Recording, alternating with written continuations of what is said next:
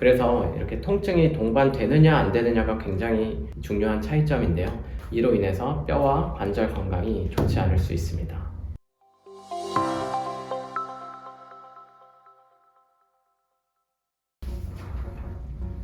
안녕하세요. 신세계서울병원 서보경 원장입니다.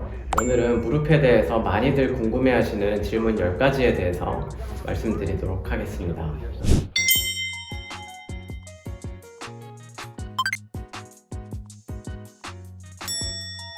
무릎 관절은 이 주변 환경의 영향을 굉장히 많이 받는 관절입니다.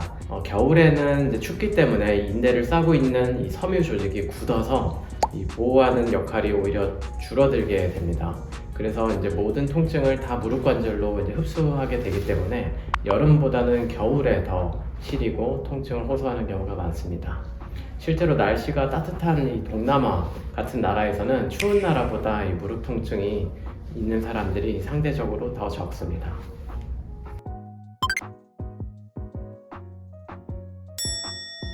관절 내에서 활액막이 일시적으로 끼거나 아니면 관절에 기포가 형성되면서 나는 소리, 이런 것들처럼 특별한 문제가 되지 않는 경우들이 많이 있고요. 그리고 다른 이유로는 또 관절이 움직일 때 우리가 인대나 힘줄이 이 뼈와 마찰이 일어나면서 소리가 나는 경우도 있고 또 통증이 동반하는 경우도 있습니다. 그래서 이렇게 통증이 동반되느냐 안 되느냐가 굉장히 중요한 차이점인데요. 만약에 통증이 동반된다면 원인이 되는 병변, 예를 들어서 무릎 관절 연골이 닳아있거나 그런 경우도 있거든요.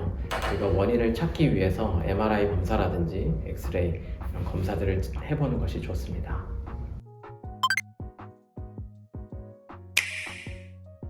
체중이 조금 늘어나고 줄어드는 것에 따라서 무릎 연골이 민감하게 반응하는데요. 연구에 의하면 체중 5kg을 감량하면 관절염에 의한 통증과 그리고 관절염의 진행을 늦출 수 있습니다. 실제로 1-2kg 정도만 체중을 줄여도 무릎의 하중이 굉장히 적어지기 때문에 수술할 정도가 아닌 이 무릎 통증을 겪고 계신 분들은 체중 감량만 해도 아주 좋은 효과를 보실 수 있습니다.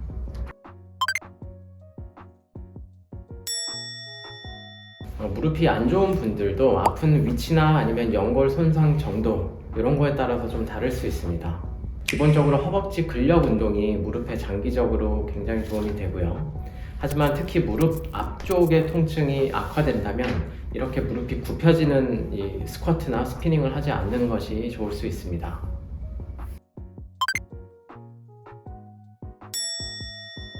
관절에 물이 차는 증상은 관절액이 늘어나서 무릎이 붓는 현상인데요.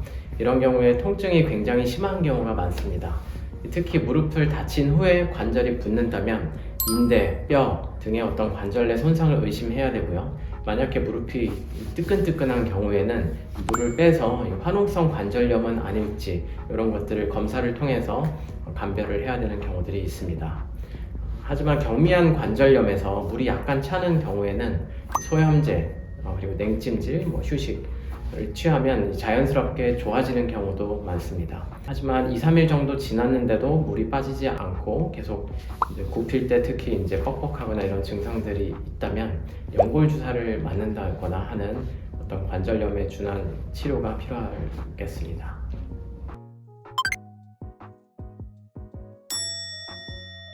이 퇴행성 관절염은 노화로 인해서 관절이 변형되고 연골이 소실되면서 생기는 질환이기 때문에 완치는 어렵습니다. 물론 모든 질환이 완치라는 개념이 그렇게 많지는 않죠. 하지만 관절염을 예방하고 그리고 다양한 치료를 통해서 진행을 늦춰서 악화되거나 빨리 진행되는 것을 막을 수가 있는데요. 우리가 좋은 자세 그리고 체중 감량 그리고 특별한 경우에는 수술적인 치료를 통해서 관절염의 진행을 늦출 수 있고 따라서 건강한 노년 생활을 누릴 수 있겠습니다.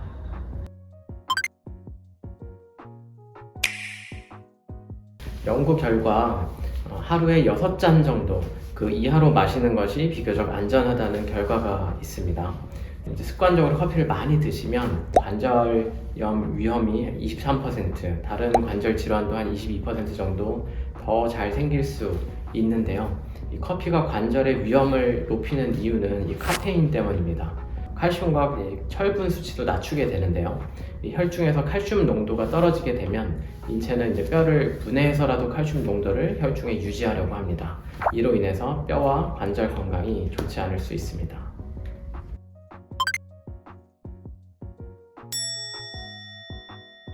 무리한 운동이나 또 외상 등 순간적인 충격에 의해서 다친 경우에는 냉찜질이 좋습니다.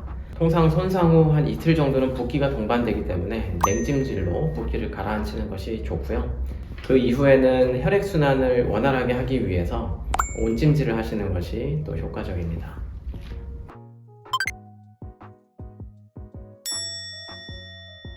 네, 반드시 필요한 것은 아니죠. 정형외과의 기본적인 어떤 그 엑스레이라는 검사가 있는데 엑스레이로 뼈의 형태나 관절의 간격 이런 것들을 확인할 수 있습니다. 이것을 기반으로 치료를 진행했음에도 불구하고 반응이 좋지 않고 그리고 이제 차도가 없으면 이제 의료진과 상의하에 이제 다음 검사를 진행할 수 있는데요. 하지만 엑스레이 상에서 우리가 발견할 수 없는 것들은 무릎 같은 경우는 특히 초음파보다는 MRI가 도움되는 경우가 대부분 훨씬 많고요. 하지만 우리가 외상이나 아니면 감염 이런 이제 특정한 경우에는 MRI가 바로 필요한 경우들이 많이 있습니다.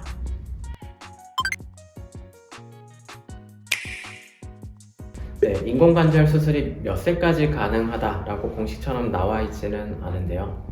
요즘에는 80대 중반까지도 이제 비교적 흔하게 하는 수술이 무릎 인공관절 수술입니다. 물론 우리가 연세가 많아질수록 더 이제 대비도 잘 해야 되지만 예전보다 수술의 규모가 좀 작아진 것은 사실입니다. 그래서 90대시더라도 체력과 그리고 여러 가지 내과적인 건강 상태가 허락이 된다면 수술을 할 수도 있습니다. 네, 여기까지 무릎에 대해서 많이들 궁금해하시는 10가지에 대해서 말씀드려봤습니다. 혹시 더 궁금한 사항 있으시면 댓글로 남겨주시면 친절히 답변 드리도록 하겠습니다. 감사합니다.